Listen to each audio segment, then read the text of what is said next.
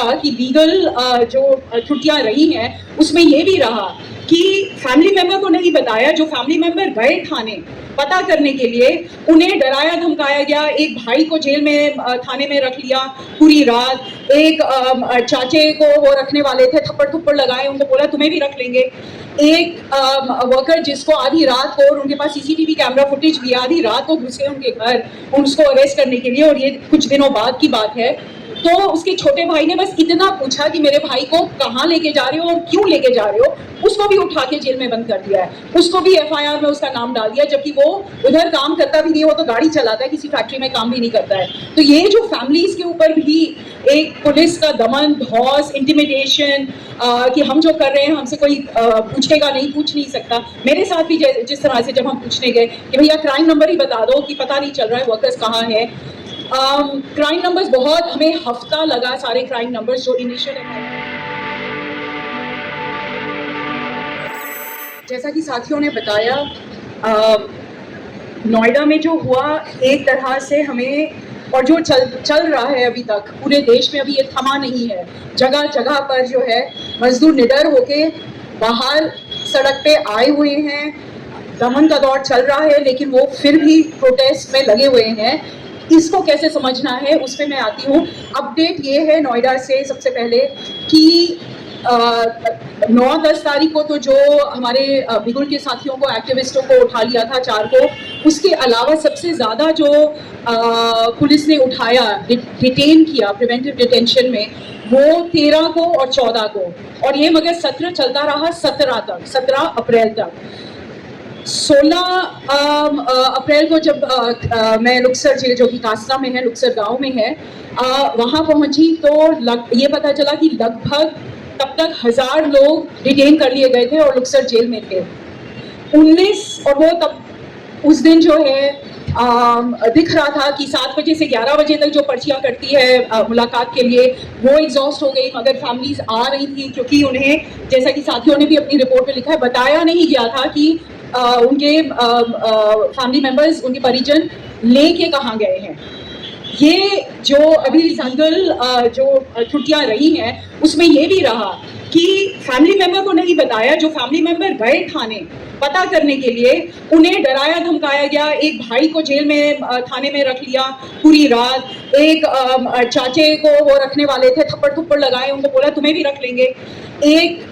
Worker जिसको आधी रात को, और उनके पास सीसीटीवी कैमरा फुटेज भी, आधी रात को घुसे उनके घर उसको अरेस्ट करने के लिए, और ये कुछ दिनों बाद की बात है। तो उसके छोटे भाई ने बस इतना पूछा कि मेरे भाई को कहाँ लेके जा रहे हो और क्यों लेके जा रहे हो, उसको भी उठा के जेल में बंद कर दिया है। उसको भी एफआईआर में उसका नाम डाल दिया, जबकि वो उधर काम करता भी नहीं, वो तो गाड़ी चलाता है, किसी फैक्ट्री में काम भी नहीं करता है। तो ये जो फैमिलीज के ऊपर भी एक पुलिस का दमन, धौस, इंटिमिडेशन, कि हम जो कर रहे हैं हमसे कोई पूछेगा नहीं, पूछ नहीं सकता। मेरे साथ भी जिस तरह से जब हम पूछने गए कि भैया क्राइम नंबर ही बता दो कि पता नहीं चल रहा है वर्कर्स कहाँ है। क्राइम नंबर्स बहुत, हमें हफ्ता लगा सारे क्राइम नंबर्स जो इनिशियल एफआईआर्स, पहले दौर की एफआईआर्स थी, क्राइम नंबर्स ही पता करने के लिए जो है बहुत मुश्किल से पता चला। कई बार थाने जाना पड़ा, फोन करना पड़ा ये पूछने के लिए कि ये बंदा या बंदी आपके इलाके से उठाया गया है, क्राइम नंबर बता दो, ताकि हम जाके रिमांड ऑर्डर और एफआईआर को निकालें और देखें कि वो हैं कहाँ और पेश हो रहे हैं कि नहीं। जैसे अभी वकील साहब ने बताया कि रिमांड के टाइम ना फैमिली मेंबर प्रेजेंट थे और ना लॉयर्स प्रेजेंट थे। तो ये तो हुआ ही। बाकी 19 अप्रैल तक लगभग, और मैं लगभग हर बार बोलूंगी क्योंकि आज तक यूपी सरकार और जेल अधिकारियों ने हमें प्रॉपर नंबर्स नहीं दिए, ना ही लिस्ट पब्लिक की है कि कितनों को, किस को और कितनों को प्रिवेंटिव डिटेंशन में रखा था 19 तारीख तक, और उसके बाद कितनों को उन्होंने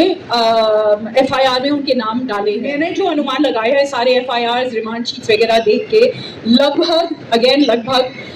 170 के करीब अरेस्टेड है एफआईआर में, रिमांड शीट्स में उनके। एफआईआर तो नहीं बोलूँगी अब, रिमांड में क्योंकि जो ओरिजिनल एफआईआर है वही अज्ञात अन्य करके जो लिख दिया गया, उसमें से हाई कोर्ट और सेशंस कोर्ट मिला के कुछ 70-80 बेल्स मिल गई हैं, मगर अभी भी मेरे हिसाब से 90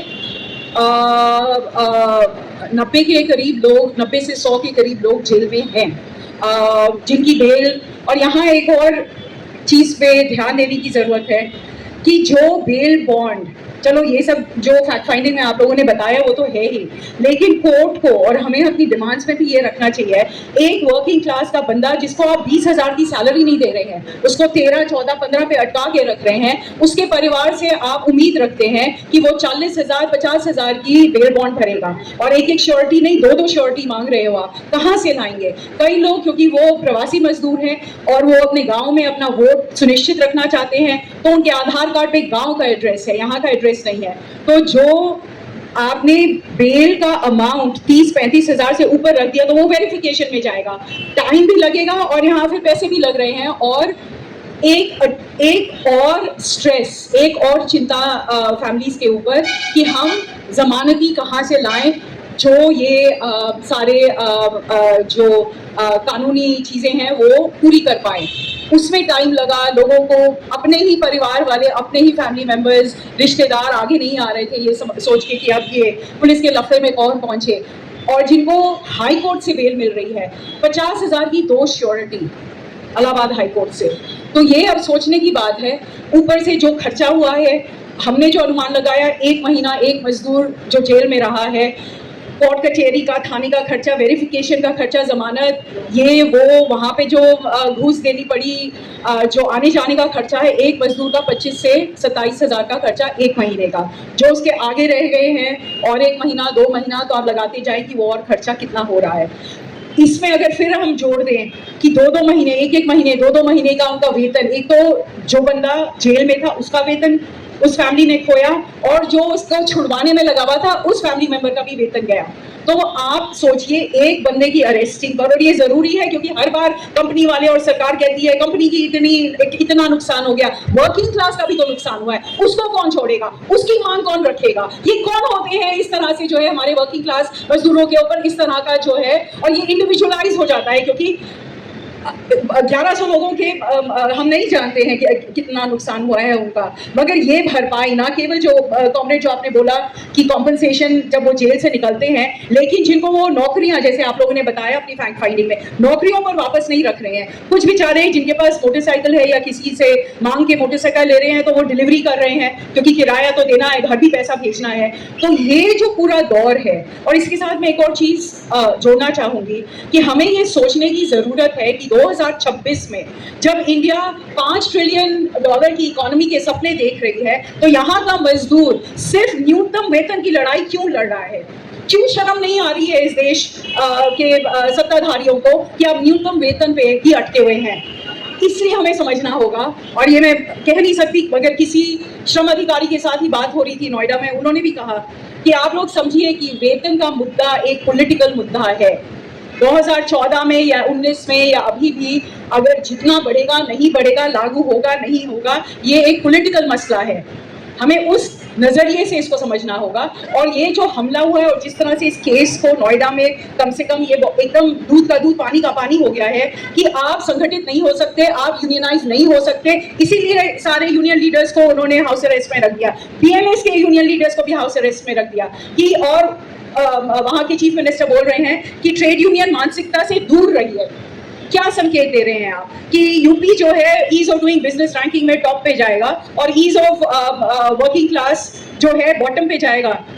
ये मंजूर नहीं है। हमें रोष में होना चाहिए, हमें गुस्से में होना चाहिए कि 2026 में अगर इस तरह से जो है, मगर ये समझना भी जरूरी है कि जो इतनी बेरोजगारी इस देश में है अभी इस वक्त, जो इस सत्ता के नीचे जो है इनके कार्यकाल में चरम सीमा पे पहुंची हुई है, उनको लगता है जहां जितने में, और ये मिडिल क्लास के साथी भी, मैं भी मिडिल क्लास की हूँ, मगर अन्य साथी जो ये तर्क देते हैं भूखे मरने से तो बेहतर है। क्यों भाई, क्यों बेहतर है? क्यों उन्हें सम्मानजनक वेतन नहीं मिलेगा, सम्मानजनक कार्यस्थल पे काम करने की स्थितियां नहीं मिलेंगी? क्यों वो भीख मांग रहे हैं, वो बंधुआ मजदूर है? आज के दौर में हम यही दिखाना चाहते हैं पूरे देश को कि ईस्ट एशिया से आप इंडस्ट्रियलाइजेशन में कम्पीट नहीं कर पाए, चाइना से कम्पीट नहीं कर पाए, तो आप क्या? और ऐसा नहीं है, जैसा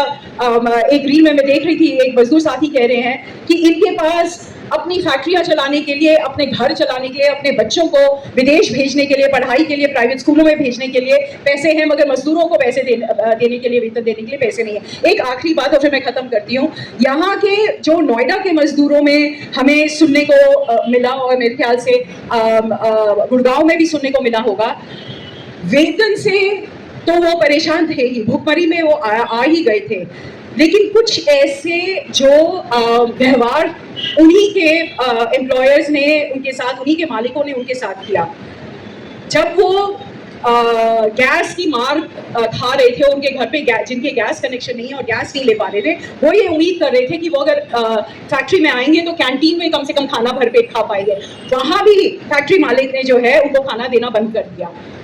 तो ये कि जब हम क्राइसिस में हैं, आप हमारी देखभाल करेंगे, हमें कहते हो कि अपनी फैमिली की तरह समझो, अपने परिवार की तरह समझो, अपना खून पसीना एक कर दो, तो जब हम संकट में हैं तो आप हमारे परिवार की तरह और बड़े की तरह हमारी देखभाल क्यों नहीं कर रहे हैं। दूसरी बात जो उनको सब बहुत चुभी है, दो तीन बातें जो बहुत चुभी है, जिसलिए मेरे ख्याल से ये हमें एक संकेत की तरह की रीढ़ की हड्डी क्यों इतनी मजबूत हुई है हमारे मजदूर साथियों की, कि जब वो सड़कों पे खड़े थे, वो अपने गेट के बाहर खड़े हैं, वही लोग जो कल तक बोल रहे थे कि तुम हमारा परिवार हो, वही लोग उन्हें, महिलाओं को अंदर पानी पीने के लिए, शौचालय इस्तेमाल करने के लिए इजाजत नहीं दे रहे थे और कह रहे थे काम करना है तो करो वरना भाग जाओ। भाग जाए तो कहाँ जाएं? उन्होंने बोला कि कोविड के टाइम हम गांव गए थे, रोजगार नहीं है, घर वाले बैठ के नहीं खिला सकते हैं हमें, वहां भी क्राइसिस है, हम यहीं पर, इसीलिए उन्होंने कहा कि हम यहीं पे रह के लड़ेंगे, और यही उन्होंने किया, जिसकी अब और ये बात है। और दूसरा कि हमें एक क्षण में पराया कर दिया, जैसे कि हम उनके हैं ही नहीं। साथ में मगर मैं ये भी बोलूंगी कि कुछ फैक्ट्रियों से, बड़ी बड़ी फैक्ट्रियों से भी और कुछ छोटी फैक्ट्रियों से भी ये सुनने में आया, ये जो दोहरा मुख है, डबल फेस्ड कैपिटलिस्ट, कि कुछ ने जो है, जब पता चला कि पुलिस बाद में आके अरेस्ट करने की कोशिश कर रही है, करना चाहती है, तो उन्होंने गेट पास देके उन्होंने घर भेज दिया और बोला कि कुछ दिन गायब रहो, जब हम बोलेंगे तब वापस आना। ऐसा भी हुआ है, out of goodness of the heart या goodness of the supply chain के उनके ऑर्डर्स, मतलब मैं बोल नहीं सकती कि क्यों ऐसा किया, मगर ऐसा भी सुनने में आया है। अभी स्थिति, लास्ट पॉइंट ये है, वेतन जहां बड़े हैं, जहां पर बड़ी कंपनियां नहीं हैं, कंप्लायंस कोई लेबर डिपार्टमेंट जाके झांकता भी नहीं है, जहां मजदूरों में उतनी क्षमता नहीं है मुकाबला करने की, वहां पर उन्होंने बढ़े हुए वेतन के अगेंस्ट टारगेट्स बढ़ा दिया है, तो वर्क इंटेंसिटी बढ़ा दी है कि तुम्हें अगर ज़्यादा पैसा दे रहे हैं तो तुमसे काम भी ज़्यादा लेंगे, और तो ये गलत है। और कई जगह जो है टाइम पे मिल रहा है और कई जगह टाइम पे नहीं मिल रहा है, तो ये भी थोड़ा, अभी हमारा काम खत्म नहीं हुआ है। और जहां इनकी मांग 20,000 थी, उनको 14 से 16 में जहां अटका दिया है, उन्हें, सरकार को भी पता है कि ये मामला यहाँ खत्म होने वाला नहीं है, इसीलिए उन्होंने डीएसपी इंडस्ट्रीज और नीचे 25 इंस्पेक्टर वगैरह जो है वहाँ खड़े कर दिए हैं कि ये, अब जो मैं मारुति आंदोलन से बोलती आ रही हूँ कि अब लेबर डिस्प्यूट नहीं रह गया है, औद्योगिक विवाद नहीं रह गया है, इसको ये तब्दील करेंगे, क्रिमिनल, सिविल लॉ से क्रिमिनल लॉ में लेके आ रहे हैं, प्रोवोक करके, लॉ एंड ऑर्डर करके और फिर एफआईआर ठोक के। तो हमें इससे कैसे मुकाबला करना है, जो अभी भी चल रहे हैं, अभी यहाँ अजीत बैठे हैं, संतोष बैठे हैं, ये जगह जगह जा रहे हैं और पता कर रहे हैं कि अलग अलग ढंग से अभी भी उत्पीड़ित किया जा रहा है और अलग अलग ढंग से वेतन की चोरी की जा रही है, उनके साथ उनको ठगा जा रहा है। अगर अजीत बोलने आगे तो वो इस पर और विस्तार से बोलना चाहती हूँ। आखिरी बस कि हमारा as a trade union movement काम खत्म नहीं हुआ, बल्कि अभी शुरू हुआ है। ये वर्कर लड़ना चाहता है, कैसे लड़ेंगे उस पर हम सबको मिलके कुछ दिमाग लगा के, उनके बीच जाके, उनके साथ रह के वो अगुवाई करें, हम कैसे सपोर्टिंग रोल में उनको सपोर्ट कर सकते हैं उनकी लड़ाई में, उसके बारे में हम सबको, खास करके जो लाल झंडा वाले हैं, अक्षर कोई भी हो, लाल झंडा है, सबको एक मंच पे आना जरूरी है, एक ही प्लेटफॉर्म पे आना जरूरी है, अपनी ताकतों को एकत्रित करके इन मजदूरों के बीच जाने की अर्जेंसी बहुत अर्जेंट है। मतलब हमें कल ही चले जाना चाहिए था, अगर नहीं गए हैं तो आगे जाना चाहिए। बहुत बहुत धन्यवाद।